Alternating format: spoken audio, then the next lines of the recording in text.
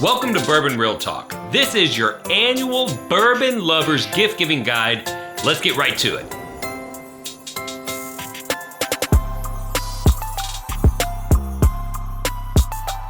The first category for the whiskey lover is going to be bottles. Now, bottles are tricky, right? The reason why bottles are tricky is because if you've got a bourbon lover in your life, chances are you can't find the whiskey that they want. And so my first tip is going to be, do not buy an expensive bottle of whiskey. Anything above $70, probably not what they're looking for, unless it's a very special, highly allocated bottle. And if you're not very educated about whiskey, what you need to know is that there's companies out there that know that you exist, and they want to take advantage of your love for your loved one. I'm going to make a general rule that if a bottle is more than $70 and you don't know what it is, don't buy it, because if it's on the shelf, it probably means it's not that desirable because there's so many overpriced offerings. The other possibility is that it's on the shelf because this liquor store is price gouging. If you can get an allocated bottle at a reasonable price, you should do so. But you need to know you're probably gonna have to have a relationship with somebody at a liquor store that's a decision maker. If you haven't been shopping there for a while, you can try the tactic to walk in and say, hey, I'm not a big whiskey consumer, but I'm buying a gift for my ex, plug in whatever the relationship here, and I'd like to get something great. And if they walk you over to something on a shelf that's more than $70, as we've mentioned, just go, thanks, but no thanks. It's outside of my budget. But every so often, they'll walk into the back and they'll grab something that they can't put on the shelf, because if they did, they'd all be gone in about 30 seconds. That's when you start to get into something that's interesting. Don't be afraid to pick up your phone, Google it, check MSRP, make sure that you're not being taken advantage of. But you're not likely to walk into a store and walk out with a highly allocated bottle, because the stores are under a lot of pressure. There's a lot of people that want those bottles, and they try to use them to further their business purposes. Another thing that you could do if you wanted to buy a bottle would be buy a premium version of what the whiskey lover in your life is already drinking. If they like Jack Daniel's Black Label, maybe get them a single barrel or a barrel proof. If they like Jim Beam, maybe get them a Booker's or a Baker's. If they like or maybe even a Knob Creek. If they like Wild Turkey, get them a Russell's Reserve. If they like Woodford, Woodford has an annual release premium version called the Masters Collection. Those bottles can be a little bit expensive, so if it's outside of your wheelhouse, I think those are around $125. Pass on that, but like, Four Roses, you can get a single barrel. You can get a small batch select. $17.92, they have bottle and bond offerings. They have foolproof offerings. The other thing that you can do is tap their whiskey friends. Whiskey people are super generous. They help each other out all the time. And if your significant person in your life that you're trying to get a gift for, if you know some of their whiskey loving friends, go ahead and reach out to them. Say, hey, trying to get something special. What can you do for me? Sometimes they have a relationship at a store that you don't have, or they may have multiple bottles of the same thing that the whiskey lover in your life would be excited about having. And it wouldn't hurt them too bad to let go of one of those bottles to you. Sometimes the whiskey friends participate in what's called the secondary market, which, let's be honest, it's a black market for whiskey. Don't forget about tapping the whiskey friends. Now, I want to generally advise you to avoid craft small production whiskeys. It's not because they're not good, but unless you know that the whiskey lover in your life likes that particular brand of whiskey, probably not the best purchase, because most of the largest whiskey producers use a production system that has a still that's called a column still, and it produces a very different flavor of whiskey than what most craft producers produce, because they use a pot still. So the process is different, and it can be very different in flavor. And often if you go into a store and you say, I want something special, they go, oh, this is local, you should try this. And there's a decent chance that if the whiskey lover in your life is not used to drinking that type of whiskey, they're not going to be excited about it. And it's typically slightly more expensive because they don't have economics of scale, and you may be wasting your money. Fireball whiskey. No, just no. No flavored whiskeys at all. If the person that you know is a whiskey lover, they don't want to drink Fireball or any other flavored whiskey, do your research, people. You should also avoid switching types of whiskey. So if you're gonna buy a bottle for somebody and you know that they just really love Kentucky bourbon, don't go out and get a bottle of Irish whiskey or Canadian whiskey. Everything about it is different. And odds are you're gonna feel like you did a good job because you bought them a bottle of whiskey, and they're gonna feel like you didn't take the time to think about what it is that they really want. The next gift idea are whiskey trips. So if the whiskey lover in your life has the opportunity, you have the ability to set it up, going to the Kentucky Bourbon Trail is amazing. Going to visit a local distillery is great. There are tour companies that you can get set up with. If you have any ability to get the whiskey lover in your life set up to do a single barrel selection, that's pretty cool. Sometimes local clubs will auction the opportunity off for, to raise money for charities or whatever. Doing something like that for a whiskey lover is very exciting. And a little like whiskey life hack, Maker's Mark on their website has the ability for you to sign the whiskey lover in your life up as a Maker's Mark ambassador. It is an absolute free program, and once they're signed up, they're gonna get regular communications from Maker's Mark. They send them like whiskey socks at Christmas and little tidbits of information and invite them out to private events and all that stuff. And the cool thing is that their name actually gets engraved on a nameplate that gets added to a real barrel of whiskey. And when that barrel of whiskey is done aging in 4 to 6 years, your loved one's gonna get an email and a personal invite to come out to Maker's Mark, where they get treated like a king for the day. They get to bring out their friends with them, they get to dump the barrel, they get to bottle it, and they get to buy bottles of their own whiskey that has their name on it. And that is an absolutely free thing that you can do for the whiskey lover in your life. The third category of gift for the whiskey lover in your life, we're just gonna call it whiskey stuff. Now this is where you can get yourself in trouble, because there's lots of companies out there that have created all kinds of whiskey tchotchkes, if you will, and they're just trying to take advantage of your desire to make your loved one happy. So let's go through some of the more popular ones. Ice molds. Ice molds are usually these rubber forms. They'll make, globes of ice. They'll make larger format cubes. They're usually larger format cubes. This might be a good idea for the whiskey lover in your life if they drink their whiskey on ice. The difference being the larger format cubes will melt slower, so it adds less water to the whiskey, and that might be a turnoff for them. If they drink cocktails, they'd probably appreciate it. But if they're like me and they always drink their whiskey neat out of a Glen, cube won't even fit in here, nor would I use it, so probably not the best gift. We're gonna talk about whiskey stones and ceramic discs. Now these are similar to ice cubes, but they're actual stones or a ceramic product. Sometimes they have letters on them. You can have their initials put on them, whatever. And the job of this product is to chill down the whiskey. This is probably the most hated gift in all of the whiskey world, because there's very few people who want their whiskey chilled but not diluted. So if you give this gift to somebody who drinks whiskey with ice, they're not gonna like it because the whiskey's gonna be too strong because the stones don't dilute the whiskey.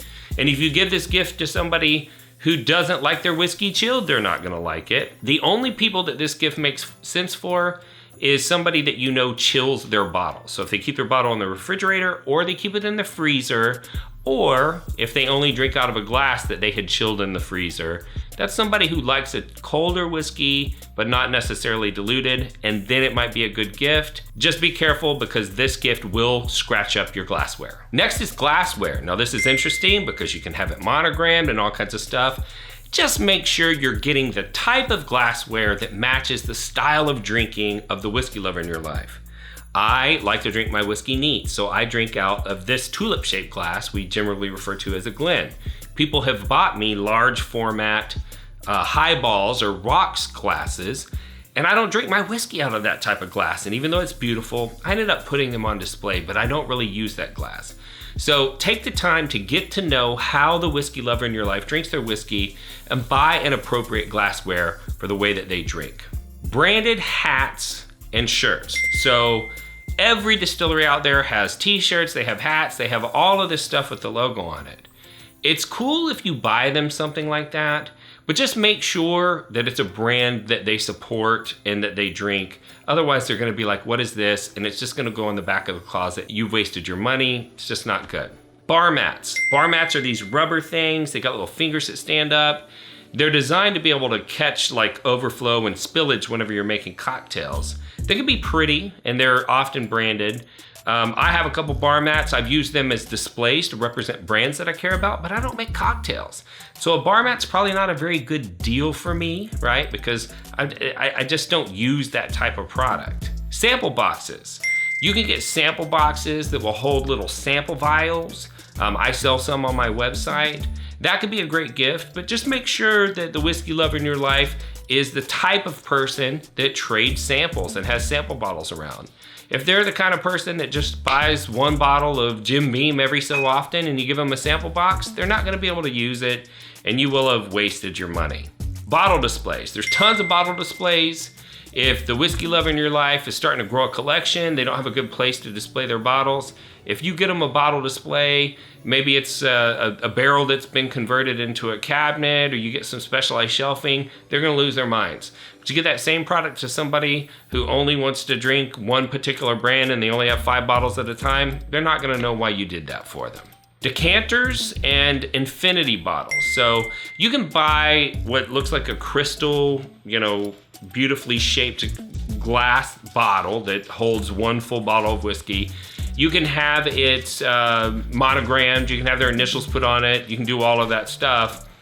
And they're gonna do one of two things with it. They're gonna take their favorite bottle of whiskey and pour it into there, and they'll feel like it's their custom bottle, or they're gonna pour a little bit of a bunch of different whiskeys in there and make what we call an infinity bottle. As long as the person that you know that's in your life is gonna use a product like that, that can be a very thoughtful gift. But there are some people that would probably be wasted on. So again, get to know the whiskey lover in your life. Cocktail smokers. This is a kit that allows you to burn a piece of wood, the smoke gets into the glass, and then you make a cocktail in it. If they don't drink cocktails, that's a waste. Same thing with cocktail books. There's lots of companies that produce barrel heads where they take the head off of a barrel and they will put the whiskey lover in your life's name in it or the logo of their company or something like that. If they're the type of person that would display that in their house, I know that when I got my barrel head, it made me cry because somebody gave it to me as a gift and I truly enjoyed it. But they have to be at a certain level of involved in the whiskey world before they're gonna truly appreciate that. Mini barrels. You can buy a small format barrel. They come as small as I think 5 liters. They're just like a full-size barrel, but they're tiny, and you can actually put things in them and age them. But that's kind of an advanced thing that people would do. Now, someone might be excited about getting a mini barrel because it has their company logo on it and they want it displayed because they love whiskey. Some people might be excited about it because they're actually gonna use the barrel to do some experimenting, do their own aging at home and things like that. But that's also probably a pretty advanced gift. Pappy maple syrup. This is a very popular product. Somebody started making maple syrup that's been aged in used Pappy Van Winkle barrels. I believe that the family might even be involved in that. And I don't eat maple syrup. And so somebody might go, Pappy, Randy, perfect gift. But you'd give that to me and I'd probably end up regifting it because I don't eat pancakes or waffles. It's just not how I live. So you gotta take that into consideration. And last but not least, I want to talk with you about my stuff. So normally we have a full commercial in the video, but this time we're not going to do it because we are talking about gifts. And I have a lot of things on my website that might interest the whiskey lover in your life. But again, the theme over and over again, know your whiskey lover, know where they're at. I have an aroma kit that helps whiskey lovers learn how to break down the different components that's in the whiskey. But if that's not what they want to do and they just drink the same 2, 3, or 4 whiskeys and they're happy to drink it and they're not trying to do any analysis and break it down, you're gonna waste $195 on a product that they're not gonna use. But you buy that product for somebody that's where they're at and they're excited, it's gonna blow their minds and it's readily available. So if you were prepared to go out and spend $200 on a bottle of whiskey, that could be a great gift. I have the sample boxes, I have t-shirts. But again, if they're not a viewer of the podcast and you buy them a Bourbon Real Talk t-shirt, they're not gonna know what the heck you're doing. I have glassware, but my glasses are for drinking whiskey neat. If they don't drink whiskey neat, it's not gonna be a good gift for them. So get to know your whiskey lover, go out, check out my website. If there is something on there that you think is a good fit, I'd be honored to be the one that provided the gift to your loved one this Christmas. And I would also like to say that we have recently formed a relationship with Fluff and Fire Laser Art Studio and Boutique. It's in Bardstown, which is kind of one of the epicenters for bourbon in Kentucky. I believe that's where the Kentucky Bourbon History Museum is. It's on Flaggett Street, right next to the #1 speakeasy that's down there. And they're gonna be carrying our products. And so if you happen to be going to Bardstown, I'd strongly recommend you at least stop into Fire and Fluff and say hi and say Bourbon Real Talk sent you. And we're very excited to be able to have our merchandise in a real brick and mortar store. So that's exciting. If this is your first time watching the podcast, I'd like to tell you a little bit about our show philosophy. We're about bringing people together through bourbon, because bourbon has an amazing power to connect people. Connecting people is something that's important to me because I lost a loved one to suicide. And in the aftermath, I realized how disconnected he must have felt from the world around him. And I want to find a way to make sure that people don't feel like that and that they feel connected. And I've decided that I'm going to use this channel to use the connective power of bourbon to bring people together so that no one has to feel the way that my brother did when he made that decision. And as I've gotten deeper into the whiskey game, I've participated more and more into social media. And the downside of social media is that anonymity sometimes causes people to be kind of hateful to one another. And the way I figure it is somebody can be hateful to you online that doesn't know you. It's just as easy for me to show you love. And that's why I sign off every podcast the same way, and that's this. If you woke up this morning and you're unsure whether or not anyone loved you, just know that I love you. And I'll see you next time on Bourbon Real Talk.